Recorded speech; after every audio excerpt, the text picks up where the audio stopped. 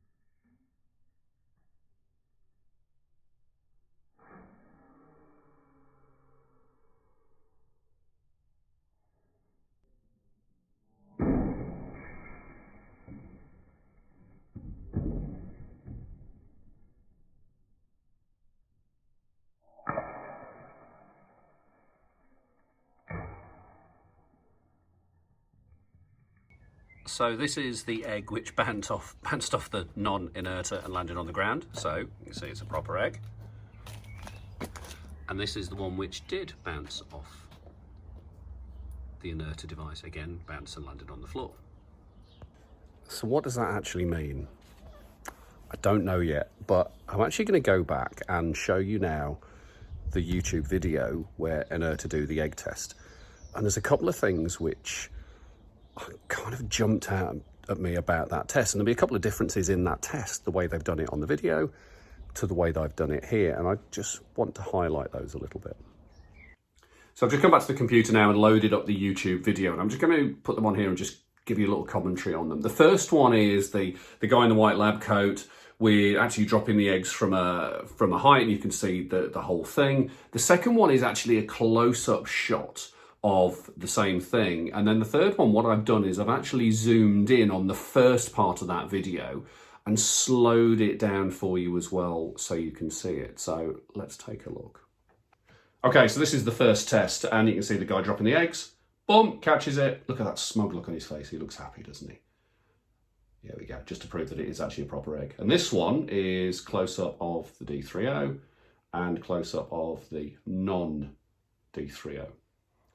And then a bit of a close-up, sorry about the quality of the image, but just slowing it down for you to show you the eggs dropping on there. Boom, bounce, catch. Nice. Okay, so let's talk about some of the inconsistencies which turn up in that video. Yeah, and this is in no particular order. The first thing is that if you look at the position of the devices, and I'm assuming that the silicone device is a control, the silicone device to me appears to be upside down. It appears to be, that wouldn't be the way that you would put it in the shoe. And that kind of makes it a bit of an unequal test anyway. The next thing is if you look at the very big video where the guy is upstanding in his lab coat, looking very happy that he's dropped the eggs on there, you can see that the eggs are actually dropped towards the rear half of the device. They're dropped on the rear foot of each device. But when you look at the close-up version, where you don't actually get to see the height the eggs are dropped at, the eggs are being dropped on the forefoot of the device. So it's actually being tested on a slightly different part of the device.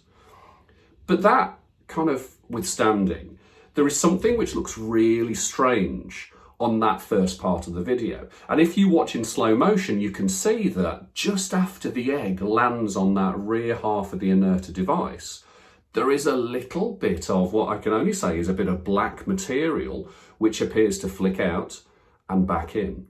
And I'm really interested to know what that is, because at no point do we see any other angle of those orthoses during testing. We see the front and that's it. We don't see the side and we don't see the rear. And I know on my videos we don't do that, but that little black piece sticks out a little bit and I'm wondering exactly what that is. So I'm not here to cause grief or to cause any trouble at all, and I make no claims about the devices. I'm just really interested in it from two perspectives. One, the clinical perspective, and the other from the marketing perspective. And had these devices not turned up in my possession recently, I probably would not have thought of this and I wouldn't have even had a go. But it's been a really interesting experiment for me. And it probably opens up a lot of questions in my head about that balance between, I suppose, the clinical side of thing and the claims about how things work and the language we use from a clinical perspective and a research perspective, but also the language we use in a marketing sphere to try and draw people in to see our products and our services and our profession and our practice and all of that kind of stuff. But what I'm really interested in now is, what are your thoughts on this?